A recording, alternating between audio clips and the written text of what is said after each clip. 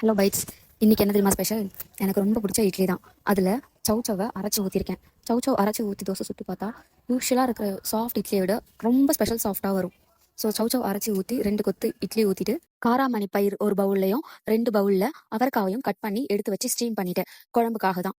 யூஸ்வலாக நம்ம காய் வதக்கி சாப்பிட்றத விட ஸ்டீம் பண்ணி சாப்பிட்றது ரொம்ப ஸ்ட்ரென்த். அதுக்காக தான். ஸோ இட்லி குண்டானில் இது வேகிறதுக்குள்ளார கடாயில் எண்ணெய் ஊற்றி கடுகு, சீரகம், கருவேப்பிலை எல்லாம் போட்டு வெங்காயம் கட் பண்ணி போட்டுட்டு அது நல்லா கொஞ்சம் வதங்கி 50% வதங்கின கேப்பில் இஞ்சி பூண்டு பேஸ்ட்டும் உப்பும் சேர்த்து நல்லா வதக்கி எடுத்துட்டு 2 தக்காளி அரைச்சி ஊற்றிட்டு அதில் கொஞ்சம் மிளகாத்தூள் போட்டு தக்காளி தொக்கு பதத்துக்கு அது சுண்டி வரைச்சேன். கரெக்டாக 15 மினிட்ஸ் ஆயிருக்கும். ஸோ அந்த கேப்பில் நம்ம வேக வச்ச இட்லி, காய், பயிர் எல்லாமே கரெக்டாக வெந்திருக்கும். ஸோ காய், பயிர் ரெண்டுத்தையுமே எடுத்து அந்த மிக்சிலேயே மிக்ஸ் பண்ணிட்டு ஹாட் வாட்டர் கொஞ்சமாக ஊற்றி அது கொஞ்சம் கொதிக்க விட்டுறதுக்குள்ள அந்த குழம்பு நல்லா கொதிச்சு வர கேப்பில் 2 தோசையை ஊற்றி எடுத்து கரெக்டாக குழம்பு கொதிச்சு வந்ததும் தோசைக்கும் அந்த குழம்புக்கும் சும்மா சூப்பர் டிஃப்ரெண்ட் டேஸ்ட்டாக இருக்கும். அண்ட் ரொம்ப ஹெல்த்தியாகவும் இருக்கும். Double the health. ஸோ நீங்களும் இதே மாதிரி டைம் சேவிங்காகவும் ஹெல்த்தியாகவும் ட்ரை பண்ணி பாருங்க.